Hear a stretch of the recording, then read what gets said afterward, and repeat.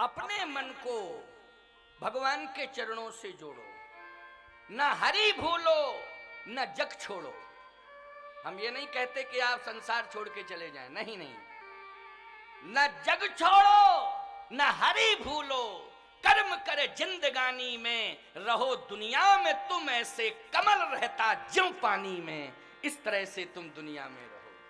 ये रहने का तरीका मैंने आपको बताया है, और आप सब अपने दुर्भाग्य को सौभाग्य में बदल दिए हैं, क्योंकि आप संसार में भी हैं, लेकिन इस संसार में आपने अति रुद्र महायज्ञ में अपनी सहभागिता दर्ज करा करके कीचड़ से कमल बनने का संकल्प ले लिया है। इसलिए आपका जीवन कमलवत हो गया है, जीवन कमलवत हो गया आपका। यदि आप केवल संसार की गतिविधियों के संचालन में ही लगे रहते तो कीचड़ के कीड़ा हो जाते कि नहीं? लेकिन इस संसार में रह करके आपने अति रुद्र महायज्ञ में तन मन धन से अपनी सेवाएं देने का संकल्प लिया है, इसलिए आप कमल बन गए हैं, कमल बन गए हैं। यज्ञ में तो आप मुक्त हस्त से दान करिए, निसंकोच दान करिए, तन मन धन से समर्पित हो जाइए, उस यज्ञ को सफल बना दीजिए।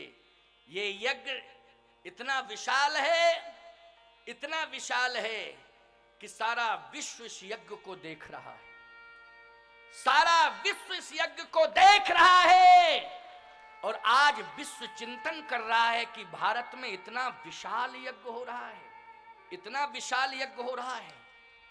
मैं कहता हूं, आज मैं इस मंच से विश्वास दिलाता हूं कि अति रुद्र महायज्ञ जो 1111 कुंडात्मक हो रहा है, जिस दिन इसकी सानंद आपके सहयोग से पूर्णाहुति हो जाएगी, राम मंदिर निर्माण का मंगलाचरण शुरू हो जाएगा, रघुवंश भूषण राम का मंदिर का भव्य निर्माण हो जाएगा।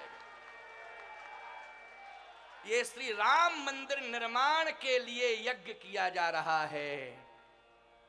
ये रघुवंशियों ने जो आज संकल्प लिया है कि जहां श्री राम का जन्म हुआ है रघुवंश में हुआ है, लेकिन आज राम की जन्मभूमि जो रघुवंश में श्री राम ने जन्म लिया है, वहां मंदिर नहीं बन पा रहा है।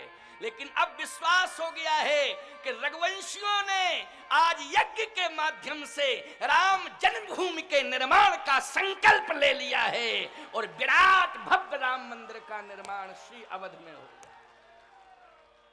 ये यज्ञ की फलश्रुति है, सारा विश्व देख रहा है। साधना चैनल के माध्यम से मेरी बात अनेक देशों में पहुंच रही होगी, वो भी सुन रहे होंगे कि अब श्री राम जन्मभूमि का भव्य निर्माण होने ही वाला है। ये श्रेय रघुवंशी समाज को ही मिलेगा प्यारे, क्योंकि तुमने ऐसी शुरुआत कर दी है। यद्यपि मैं इस मंच से सब पर मोर बराबर दाया, मेरा आशीर्वाद तो सभी के लिए है, क्योंकि राम रघुवंश में पैदा हुए हैं, लेकिन राम इस राष्ट्र में पैदा हुए हैं। अगर श्री राम इस भारत में पैदा हुए हैं, इस भारत की भूमि पर पैदा हुए हैं, इस राष्ट्र में पैदा हुए हैं, तो राम का स्वरूप ही राष्ट्र का स्वरूप है। इसलिए जो भी इस राष्ट्र में रहता है वो राम का है, वो संतों का है। संत उन्हें आशीर्वाद देते हैं, समान रूप से आशीर्वाद देते हैं। लेकिन जो यज्ञ का संकल्प लिया है रघुवंशियों ने, वो यज्ञ ऐतिहासिक यज्ञ है। और मैं आज इस मंच से कहना चाहता हूं, एड़ी चोटी का पसीना एक कर देना और यज्ञ को पूरी तरह से सानंद सफल कर देना प्यारे, राम जन्मभूमि का निर्माण प्रारंभ हो जाएगा। सारी की सारी बाधाएं, चाहे सुप्रीम कोर्ट में विचाराधीन मैटर क्यों ना हो राम जन्मभूमि का, सुप्रीम कोर्ट के जज को मजबूर होना पड़ेगा निर्णय देने के लिए कि विराट श्री राम मंदिर का निर्माण राम जन्मभूमि पर ही होना चाहिए। और ऐसी अनुकूलताएं सब बनती ही जा रही हैं, बनती ही जा रही हैं प्यारे।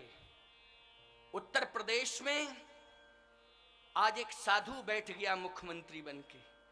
बोलो, ये साधु को किसने बिठाला? यज्ञ भगवान ने ही साधु को बिठाला है कि सारी जिम्मेदारी तुम्हें देता हूं, कमान संभालो। तो आज मैं यह कहना चाहता हूं, और 7 तारीख को तुम्हारे मध्य प्रदेश के मुख्यमंत्री शिवराज भी आ रहे हैं। अरे उत्तर प्रदेश में राम राज्य और मध्य प्रदेश में शिवराज। एक तरफ राम राज, एक तरफ शिवराज। और बोलो भाई, रघुवंशी समाज ने भगवान शिव का यज्ञ किया कि नहीं किया? किया कि नहीं किया? हाँ, इसलिए बिना शिव के राम मंदिर का निर्माण नहीं हो सकता है। इसलिए अति रुद्र महायज्ञ ये किया जा रहा है। ये स्वयंभू भगवान शंकर जो यहाँ विराजमान हैं, ये तुम सबके मध्य में यहाँ विराजमान हैं। ये कमान संभाले हुए हैं, अयोध्या की कमान संभाले हुए हैं। इसलिए चिंता मत करना, बहुत बड़ी सफलता अपने देश को मिलने जा रही है। भारत को बहुत बड़ी सफलता मिलने जा रही है।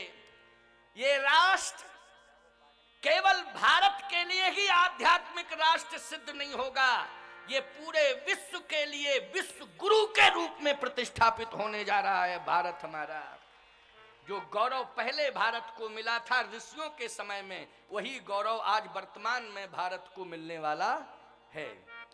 इसलिए बहुत ही पवित्र कार्य किया है आप सबने। मैं आप सबको हृदय से आशीर्वाद देता हूं। आज जब मैं नौलखी मंदिर में मेरा प्रवास है, बड़ी अच्छी व्यवस्था नौलखी मंदिर बेतवा के तट पर, बड़ा ही सुंदर तपस्वी पूज्य स्वामी श्री जगन्नाथ दास जी महाराज, क्या कहना, ऐसे ऐसे ऋषि यहाँ जन्म लिए हैं। पूज्य स्वामी श्री जगन्नाथ जी महाराज की तपस्थली, जहाँ पर मैं प्रवास पर हूँ, वहीं मेरा विश्राम, वहीं प्रसाद, ऐसी सुंदर रमणीक जगह पर मुझे विश्राम दिया गया। संतों के बीच में मुझे ठहरने के लिए स्थान दिया गया। अरे बड़े बड़े लोग बुलाते हैं, वो मुझे रेस्ट हाउस में ठहराते हैं, लेकिन याद रखना, आप सबने अतिरुद्र महायज्ञ में रघुवंशियों ने मुझे संत निवास में ठहराया है। संत निवास में। अरे भाई, संत को तो संत निवास में ही ठहरना चाहिए। अति सुंदर व्यवस्था की है। आज लखन बाबा, लखन दास जी मेरे पास कल रात्रि में बैठे रहे, और पूरे समिति के लोग साथ में गए हुए थे। आप सब जितने भी समिति के लोग हैं, वो सब लखन दास जी पहुंचे, आप सब समिति के लोग पहुंचे। तो यज्ञ के बारे में परिचर्चा होती रही। तो यही बताया, महाराज जी इतना विशाल संकल्प, और आप आशीर्वाद दो, ये कैसे पूरा होगा। मैंने कहा चिंता मत करना, ये ऐसे पूरा नहीं होगा, साधारण तरीके से नहीं।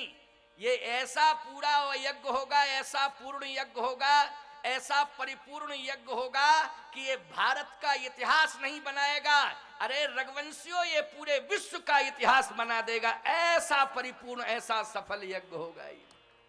चिंता मत करो, भगवान के वंश में तुम पैदा हुए हो, भगवान श्री राम की संतान बैठे हो, इसलिए चिंता करने की कोई आवश्यकता नहीं है।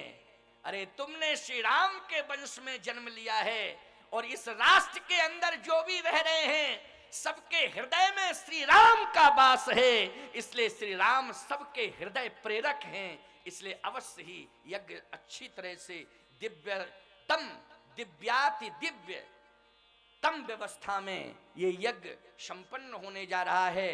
भव्यतम व्यवस्था में ये यज्ञ संपन्न होने जा रहा है। इसलिए ये यज्ञ विश्व का इतिहास